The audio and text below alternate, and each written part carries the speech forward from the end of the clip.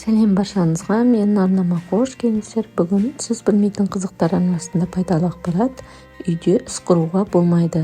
Соның мағынасын білетін боламыз. Үйде ысқырма, жаман болады, ақша келмейді деп бізге кішкентай кезімізде айтатын. Бірақ оның мағынасы мүлде алыс және де мүлде басқа жақта жатыр екен. Діни аңыз бойынша бұрынғы уақытта жын-перілердің Іблістің әке-шешесі болыпты. Олар өз бала-шағаларын асқа немесе былай шақырған кезде үнемі ысқырып шақыратын болған. Ысқырып шақырған кезде олар барлығы әлемнің түп-түбінен жетіп келеді екен.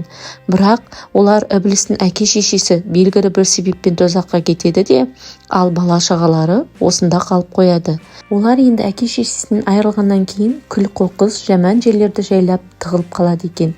Енді адам ысқырған кезде не болады?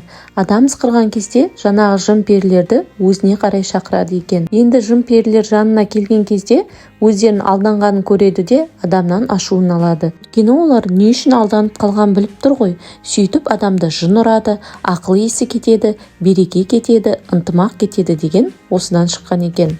Сол үшін үйде ысқыруға болмайды, қорада ысқыруға болмайды деп қазақ ата-бабаларымыз айтып кеткен.